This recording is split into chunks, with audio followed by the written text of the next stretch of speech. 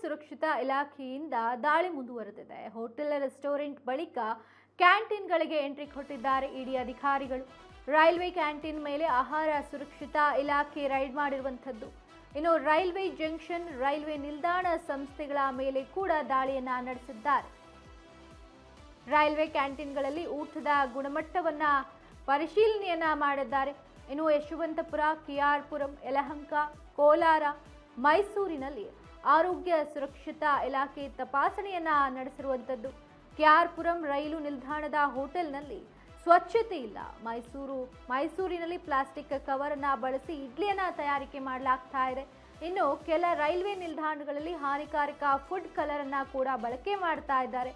ಇಂದು ಕೆಲ ರೈಲ್ವೆ ನಿಲ್ದಾಣದಲ್ಲಿ ದಾಳಿಯನ್ನ ನಡೆಸುವ ಸಾಧ್ಯತೆ ಕೂಡ ಇರುವಂಥದ್ದು. ಈಗಾಗಲೇ ಸ್ಟಾರ್ ಹೋಟೆಲ್ಗಳ ರೈಡ್ ಏನಿದೆ ಇದರ ಪರಿಣಾಮ ಬಹಳ ಉತ್ತಮ ಮಟ್ಟದಲ್ಲಿ ಆಗಿರುವಂಥದ್ದು. ಯುಟಿ ಖಾದರ್ ಅವರ ನೇತೃತ್ವದಲ್ಲಿ ಸ್ಟಾರ್ ಹೋಟೆಲ್ಗಳ ಮೇಲೆ ದಾಳಿ ಆಗಿದೆ ಈಗಾಗಲೇ. ಇನ್ನು ಅಲ್ಲಿ ಸಾಕಷ್ಟು ವಿಚಾರಗಳು ಕೂಡ ತಿಳಿದು ಬಂದಿದೆ. ಇದರ ಬಗ್ಗೆ ಯುಟಿ ಖಾದರ್ ಅವರು ಆಕ್ಷನ್ ಅನ್ನ ಕೂಡ ತೆಗೆದುಕೊಂಡಿದ್ದಾರೆ. ಈಗ ರೈಲ್ವೆ ಕ್ಯಾಂಟೀನ್ಗಳ ಮೇಲೆ ದಾಳಿಯನ್ನ ನಡೆಸಿದ್ದಾರೆ.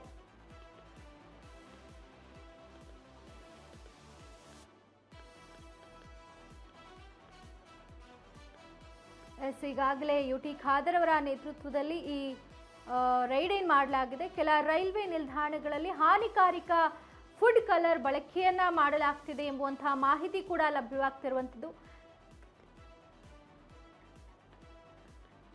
ಇನ್ನು ರೈಲ್ವೆ ಕ್ಯಾಂಟೀನ್ಗಳ ಮೇಲೆ ರೈಡ್ ಕೂಡ ಮಾಡಲಾಗಿತ್ತು. ಅಲ್ಲಿ ಕೂಡ ಸಾಕಷ್ಟು ವಿಚಾರಗಳು ತಿಳಿದು ಬಂದಿರುವಂಥದ್ದು. ಇನ್ನು ಕೆಲ ರೈಲ್ವೆ ನಿಲ್ದಾಣಗಳಲ್ಲಿ ದಾಳಿಯನ್ನ ನಡೆಸುವ ಸಾಧ್ಯತೆ ಕೂಡ ಇರುವಂಥದ್ದು. ಇನ್ನು ಮೈಸೂರಿನಲ್ಲಿ ಪ್ಲಾಸ್ಟಿಕ್ ಕವರನ್ನ ಬಳಸಿ ಇಡ್ಲಿಯನ್ನ ತಯಾರಿಕೆ ಮಾಡಲಾಗಿದೆ ಎಂಬುವಂತಹ ಮಾಹಿತಿ ಕೂಡ ಸಿಕ್ಕಿರುವಂಥದ್ದು. ಇನ್ನು ಕೆಆರ್ಪುರಂ ರೈಲು ನಿಲ್ದಾಣಗಳಲ್ಲಿ ಹೋಟೆಲ್ನಲ್ಲಿ ಸ್ವಚ್ಛತೆ ಇರುವಂತಹ ಮಾಹಿತಿ ಕೂಡ ಲಭ್ಯವಾಗಿದೆ.